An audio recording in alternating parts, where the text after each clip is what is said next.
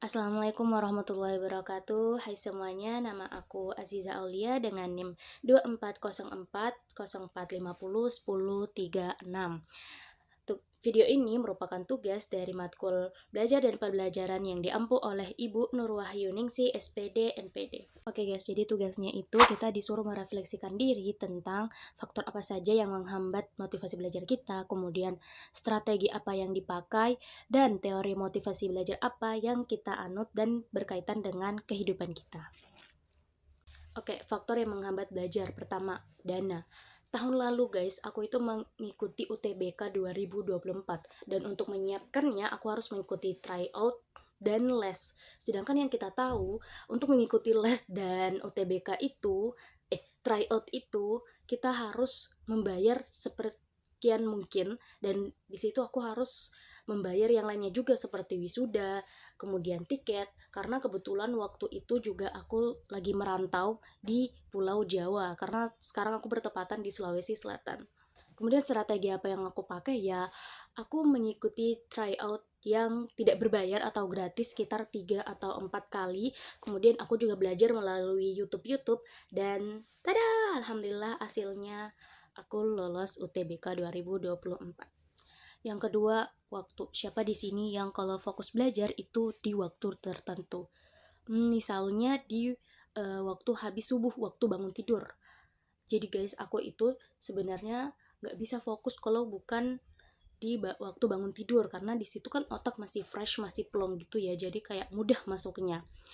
Untuk strateginya aku nggak tahu, tapi untuk saat ini aku mengusahakan karena bagaimanapun aku harus fokus untuk belajar di jam-jam lainnya atau di jam matkul. Strategi udah, faktor udah, selanjutnya ialah teori motivasi belajar.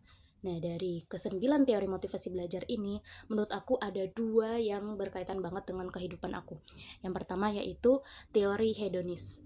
Jadi yang aku pelajari itu teori hedonis adalah teori yang berfokus pada kesenangan, kepuasan tanpa batas. Jadi guys, aku itu pernah inginnya itu ya berprestasi aja, mendapatkan kesenangannya aja tanpa melihat yang lain. Jadi seperti yang UTBK tadi, aku tuh harus try out yang berbayar, kemudian les. Ya pokoknya yang hedon-hedon aja lah gitu. Kemudian yang kedua yaitu teori hierarki kebutuhan menurut Maslow. Menurut Maslow, teori hierarki merupakan teori psikologi yang menjelaskan bahwa manusia memiliki berbagai kebutuhan yang harus terpenuhi, mulai dari kebutuhan fisiologis hingga aktualisasi diri. Nah, kebutuhannya itu ada 5 guys. Yang pertama yaitu kebutuhan fisiologi, yaitu kebutuhan makan dan minum. Ya layaknya orang-orang seumumnya lah ya.